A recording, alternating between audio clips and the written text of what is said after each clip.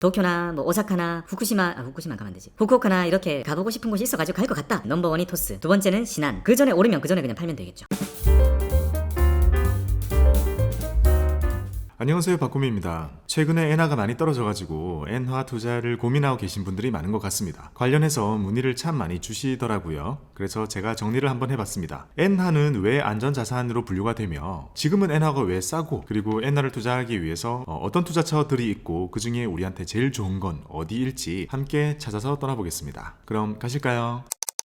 요즘에 올라오는 뉴스 기사들을 보다 보면 이런 말 정말 많습니다. 엔화 1달러 135엔대 하락 출발, 136, 138엔 주시, 급격한 엔화 약세 우려, 엔화의 끝없는 추락, 24년 만에 최저, 엔화의 추락, 이런 얘기들이 진짜 많습니다. 엔화가 진짜 얼만큼 싼 걸까요?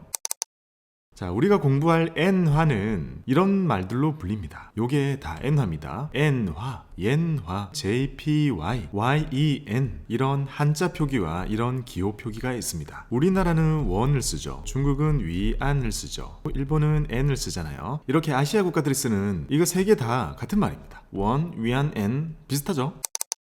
맨 처음에 우리가 가장 많이 보는 것 중에 이런 게 있습니다. 원엔 환율 952원 정도 됩니다. 이게 100엔에 우리 원화의 가치를 나타내고 있습니다. 6월 21일 기준이고요. 우리가 환전을 해서 엔화 투자를 한다면 원엔 환율을 보게 되는 거잖아요. 이럴 때는 떨어지면 엔 가치가 떨어지는 거고, 오르면 엔 가치가 올라가는 겁니다. 떨어질 때 사서 오를 때 팔면 되는 거죠. 우리가 일반적으로 차트를 바라보는 그 방향성이랑 똑같기 때문에 헷갈릴 게 전혀 없습니다. 952라는 숫자가 보통 1000이 넘었었는데 지금 떨어져 있으니까 우리가 일본 엔화가 싸구나 이렇게 많이 사는 거고, 지금 여기 있는 거잖아요. 그러니까 이게 시간이 지나서 얘네들이 원래 있던 가격대처럼 1000원 넘게 올라가지 않겠냐, 그런 생각으로 엔화 투자를 하는 거죠. 근데 곰곰이 생각해보면 이게 지금 2012년이니까 대략 10년 차트잖아요. 10년 전체로 봤을 때는 지금보다도 더 쌌던 적이 있었습니다. 그리고 비슷했던 적도 좀 있었죠. 그러니까 절대적으로 뉴스 기사에 나오는 것처럼 뭐 24년 만에 제일 싸다, 이 말은 엔화 대비해서 하는 말은 아니라는 거죠. 그 다음에 뉴스 기사나 이런 거를 볼 때 가장 많이 나오는 것은 바로 달러 엔 환율입니다. N달러 환율이라고 우리는 부르죠. 자, 요거는 1달러에 N이 얼만큼이냐를 나타내고 있습니다. 134.96.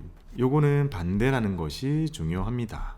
N달러를 볼 때는 반대로 생각을 해야 됩니다. 요게 올라가면 N이 약해지는 겁니다. N 약세. 그래서 여기 보면 지금 Y는 이 135 정도 되는 이 수치가 정말 가장 높은 수치죠. 그러니까 엔화가 가장 약하다는 거고, 그걸 알 수 있는 거죠. 엔화라는 것이 우리 원화 말고 달러 대비해서 정말 지금 싸구나, 이렇게 생각할 수 있는 거죠. 결국에는 달러가 너무 세니까 다른 통화들이 약세를 보이고 있는 건데, 그 중에 특히 엔화가 강한 약세를 보이고 있는 게 지금의 현상입니다. 그러니까 엔화 투자를 고려하게 되는 거죠. 참고로요, 확률을 잃는 거를 우리만 반대로 씁니다. 우리는 원달러 환율 이렇게 부르잖아요. 그런데 엄밀히 말하면 달러 원 환율이라고 해야 정확합니다. 이게 우리가 가장 많이 보는 원달러 환율이잖아요. 표기나 이런 것들 모두 보면 달러 원 환율이 맞습니다. 요거는 우리나라만이 가지고 있는 좀 특징이라고 해요. 우리가 원을 앞에 두고자 하는 그런 심리가 반영된 거라고 하더라고요. 근데 요즘 보니까 다시 바꿔 쓰려고 하는 그런 기사나 글이 나오더라고요. 어쨌든 그런 게 나왔을 때 이렇게 영문 표기를 보고 USD가 앞에 있으면 우리가 원래 보던 거 그대로구나, 이렇게 생각하시면 되겠습니다. 엔화가 안전자산인 이유, 첫 번째는요, 신용이 높고 환금성이 좋다. 국제무역에서도 엔화 결제 비중이 상당히 높고, 이 엔화 자체는 엔화 자체의 변동성도 낮고, 그리고 일본이라는 아주 큰 경제 대국의 통화잖아요. 자, 이런 면들 때문에 안전자산인 이유 첫 번째고요. 자, 두 번째는요, 세계 최대 순채권국이라는 뜻입니다. 자, 순채권국이라는 거는요, 결국 돈 받을 사람이라는 거죠. 일본은 전 세계에 뿌려놓은 돈이 너무나 많습니다. 투자를 해놓은 곳이 많죠. 자, 일본은 이렇게 자기 땅이 있잖아요. 일본 자체적으로는 거의 마이너스 금리나 제로 금리에 들어간 지가 아주 오래되었죠. 그래서 투자를 해외에다가 했습니다. 해외 투자를 정말 많이 했죠. 이렇게 뿌려놓은 돈이 너무 많아가지고 이자와 배당의 금액이 엄청난 거죠. 이렇게 전 세계에 뿌려놓은 것만 3,600조 원에 달한다고 합니다. 일본 본토에서 마이너스 금리였잖아요. 그러면 또 어떻게 하느냐면 외국인들이 일본에 와가지고 마이너스로 돈을 빌려가지고 이걸 또 해외에다가 막 투자를 하죠. 이런 거를 캐리 트레이딩 한다고 부르고요. 엔캐리라고 부르죠. 자, 이렇게 엔캐리도 무지하게 많이 하는 것이 바로 일본의 화폐입니다. 이 상황만 놓고 보면 일본 그 자체는 순채권국의 지위를 가졌기 때문에 엔화 자체가 되게 안전자산이 되는 거고요. 게다가 세 번째 이유는 이런 환경 때문에 생긴 겁니다. 금융위기에 엔화의 가치가 오릅니다. 오르는 이유는 그림에서 보는 것처럼 해외 투자해놓은 일본도 마찬가지고 엔캐리 트레이딩을 하고 있는 그 수많은 자금들, 금융위기라는 이런 위험 조짐이 생기게 되면 무조건 현금화를 하는 게 가장 첫 번째 하죠. 리스크를 줄이기 위해서 현금화를 많이 하잖아요. 그러면 해외에 뿌려놓은 이 수많은 것들을 현금화하기 위해서는 엔화로 돈을 갚아야 됩니다. 글로벌 통화 시장에서 엔화를 계속 사야 되는 거죠. 이 사람들이요. 그렇게 엔화를 계속 사기 때문에 엔의 가치는 자연스럽게 오르게 됩니다. 왜냐하면 많은 사람들이 사면 가치는 오르는 거니까요. 그래서 금융위기가 오면 오르는 모습을 보여주고 있습니다. 자, 요거 때문에 우리는 안전자산이라고 더 강하게 인식하게 되는 거죠. 그렇게 강하던 엔화가 지금 약세를 보이는 이유는 무엇일까요? 이것도 정말 다양한 이유가 있고요. 학문적으로 파고 들어가면 정말 어려운 내용 많은데요. 간단히 요약하면 엔화가 싸진 이유는요. 첫 번째, 일본은 지금도 돈을 풀고 있다. 전 세계 미국을 포함해서요. 사실 지금 유럽도 마찬가지고 금리를 인상하고 있죠. 유동성을 회수하려고 하죠. 자, 이 말 자체는 뿌린 돈을 거둔다는 의미입니다. 그런데 일본은 지금도 돈을 풀고 있습니다. 계속 풀고 있어요. 아베노믹스 이후로 계속 풀고 있고, 다른 나라들이 유동성을 빨아들이고 있는 것의 가장 큰 명분은 물가잖아요. 근데 일본은 지금 2몇 % 오르고 있긴 하지만 일본 경제가 가지고 있던 그 고질적인 저성장 때문에 그래서 지금도 경기 부양을 위해서 계속 돈을 풀고 있습니다. 자, 이런 이유 때문에 달러는 줄고 있잖아요. 빨아들이고 있으니까. 모든 국가들의 통화들의 양이 줄고 있을 때 엔화는 늘고 있기 때문에 상대적으로 엔화 약세는 계속 이어지게 되는 거죠. 두 번째 이유는요, 미국의 금리가 더 높다는 겁니다. 다들 아시다시피 지금 전 세계는요, 코로나 때 경기 살리려고 뿌려놓은 돈 때문에 생긴 인플레와의 전쟁을 벌이고 있죠. 그리고 인플레와 정면으로 부딪혀 싸우는 가장 주요한 무기는 금리 인상입니다. 자, 이런 상황이니까 지금 미국도 1.75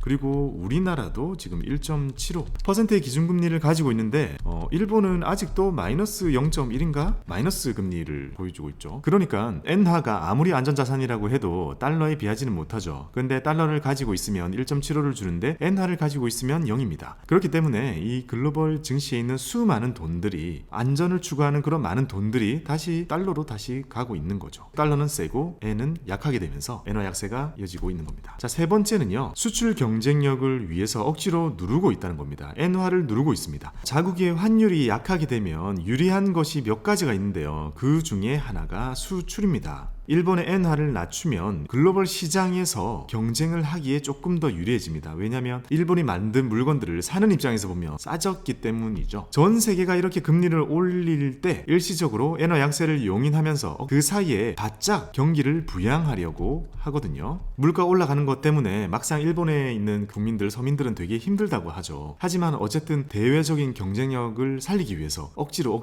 엔화를 누르고 있습니다. 자, 네 번째 이유는요, 자, 일본 경제가 걱정이 된다는 겁니다. 자, 지금 위에서 본 것처럼 뭔가 일본이 반대로 가고 있잖아요. 항상. 어쨌든 통화라는 것도 한 나라의 경제와 직결되는 부분입니다. 일본 경제 자체가 장기적으로 안전자산으로서의 지위를 유지할 수 있을까에 대한 의구심 많이 받고 있는 상황이고요. 복합적이겠죠. 다 동시에 일어나게 되면서 지금 유난히 엔화는 달러 대비해서 엄청 싼 환율을 보여주고 있습니다.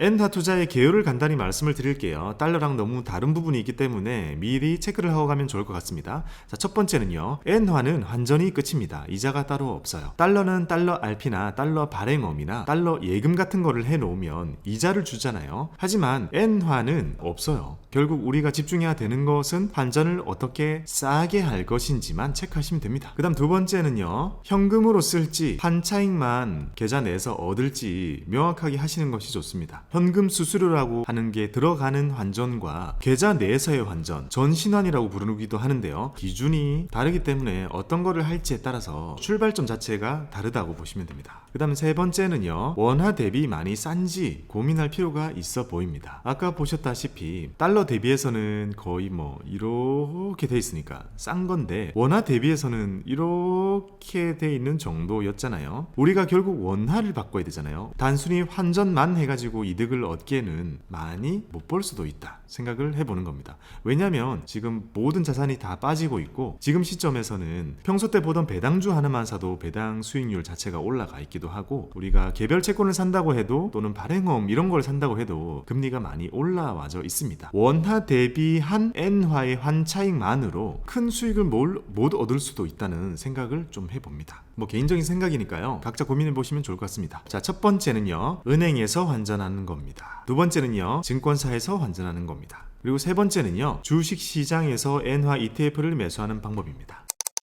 요거는 제가 은행에 지점해 가지고 직접 찍은 겁니다. 967 사실 때, 파실 때는 934. 차이가 엄청 많이 나죠. 오프라인의 지점에서 우리가 환전을 할 때는 현금 수수료라고 하는 1.75%의 그런 스프레드가 적용이 되는데요. 우리가 여기서 우대가 시작이 되는 거거든요. 오프라인으로도 나는 자산이 많고 VIP고 여기 90%까지 막 받고 한다면 오프라인도 쌀 수 있습니다. 하지만 아무것도 없는 상태에서 바로 시작한다면 좀 비싼 환율일 수 있습니다. 많은 사람들에게는요. 그래서 우리가 처음으로 환전을 한다면 선택해야 되는 곳은 바로 여기입니다. 모바일 앱에서 환전을 하는 겁니다. 국민은행은 KB스타뱅킹이라는 앱이 있고, 거기서 80% 우대를 받으면서 엔화로 환전을 할 수 있습니다. 그리고 바로 찾는 것이 아니라 외화 머니박스라는 곳에 넣어뒀다가 필요하면 그냥 환전해가지고 환차익만 얻을 수도 있고, 머니박스에 들어있던 걸 꺼내가지고 지점에서 찾으면서 일본을 갈 수도 있습니다. 우리은행 같은 경우는 우리원뱅크라는 곳에서 엔화는 80% 우대를 받으실 수 있고, 환전 주머니라는 곳에 넣어두실 수 있습니다. 신한은행은 신한솔 여기서 90%로 우대를 받을 수 있습니다. 모바일 금고에 넣어두실 수도 있고요. 하나은행은 하나원큐라는 어플 내에서 80%로 우대를 받을 수 있고, 환전지갑이라고 부르는 곳에 넣어두실 수가 있습니다. 자, 이 중에서는 여기 하시면 되겠네요. 이게 은행에서 환전하는 방법입니다.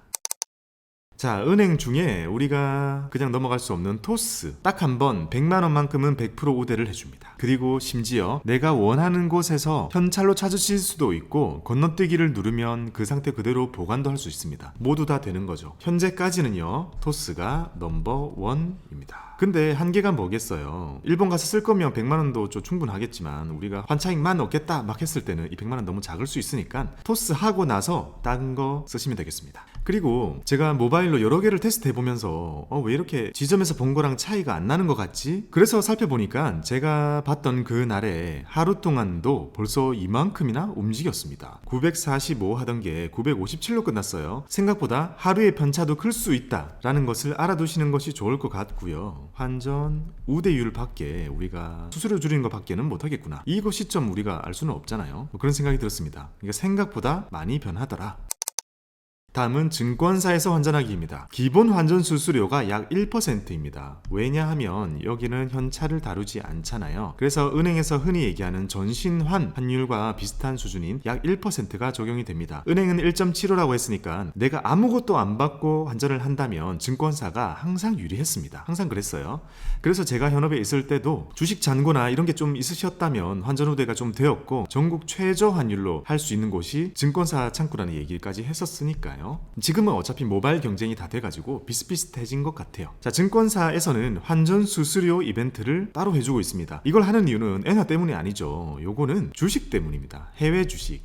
환전을 싸게 해줘야 해외 주식을 많이 살 거 아니에요. 그래서 환전 수수료에 대한 이벤트가 많고 경쟁이 많아서 우리가 엔화를 환전만 하기에도 증권사가 엄청 싼 곳이 되는 거죠. 그 다음 증권사에서 하려면 출금은 고려하지 않는 것이 좋습니다. 여기서 환전하고 나서 그 엔화를 은행에 있는 외화 통장으로 보내서 출금을 할 수도 있지만, 그때 또 현찰 수수료가 부과될 수가 있기 때문에, 그리고 지금 같은 경우는 은행에서 애초에 바꾸는 게 더 싸기 때문에 옛날과 같은 은행으로 보내기 전략은 지금은 좋지 않습니다. 그래서 아예 증권사에서는 출금은 고려하지 않고 오직 환전만을 통한 환차익, 여기 적어놨네요. 환차익만 얻을 생각으로 하신다면 증권사를 이용하시는 것이 좋을 것 같습니다. 증권사에는 어디 있는지 보여드릴게요. 너무 후하죠. NH투자증권의 나무라는 브랜드에서 100% 우대를 해줍니다. 그리고 한국투자증권에서는 뱅키스라는 브랜드를 쓰죠. 80% 우대를 해주고요. 삼성증권은 엔화 85% 우대, 키움증권은 95% 우대를 해줍니다. 여기 1순위, 2순위, 자 3순위, 4순위 이 정도면 충분합니다. 자, 증권사의 장점은 뭐겠어요? 금액 제한이 없다는 거죠. 아예 없진 않죠. 정말 크죠. 보통 대부분의 사람들에게는 느끼지 못할 만큼 충분한 한도를 줄 겁니다. 그래서 넉넉하게 할 수 있다는 것이 증권사의 장점이 되겠죠.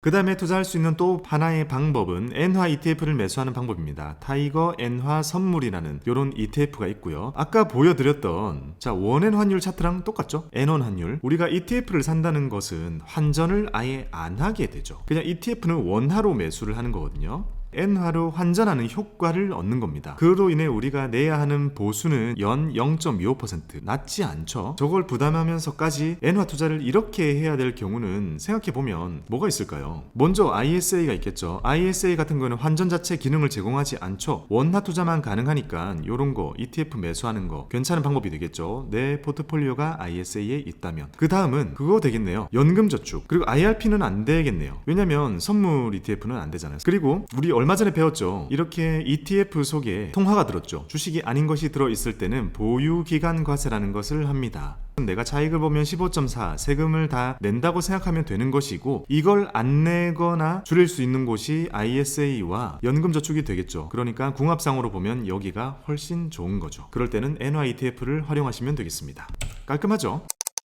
결론을 내볼게요. 엔화는 생각보다 좀 결론이 깔끔하게 나오는 것 같아요. 상황에 따라 유리한 것이 좀 명확하다고나 할까요? 자, 먼저 현금으로 찾으려면 엔화 투자도 하는데 언젠가 모르겠지만 여행을 할 것 같다. 도쿄나 뭐 오사카나 후쿠시마 가면 되지. 후쿠오카나 이렇게 가보고 싶은 곳이 있어가지고 갈 것 같다. 은행의 모바일 앱으로 환전을 하시고요. 그리고 모바일로 그대로 보관해주는 서비스 있으니까 필요할 때 여행할 때 출금해서 쓰시면 돼요. 그 전에 오르면 그 전에 그냥 팔면 되겠죠. 상품이 아닌 단순 환전은 세금도 없으니까요. 그리고 환전 우대 수수료율이 가장 좋은 것은 넘버원이 토스, 두 번째는 신한, 그 다음은 국민은행, 우리은행, 하나은행이 똑같습니다. 토스 한도 다 소진하면 그 다음 거 뭐 신한 쓰고 나머지 이렇게 쓰면 여행을 갈 때 현금으로 찾아서 쓸 수 있습니다. 자, 반면에 나는 일본은 어차피 여행 안 갈 것 같으니까 환차익만 얻겠다 라고 하신다면 이벤트 기간에 맞춰가지고요, 증권사에 신규 계좌를 여시면 됩니다. 즉 내가 쓰고 있는 거 말고 신규로 열기만 하면 그냥 혜택을 주는 식이거든요. 넘버원은 100% 해주는 나무, 키움 95%, 삼성 85%, 한투 80%이 순서대로 하시면 되겠습니다. 내가 만약에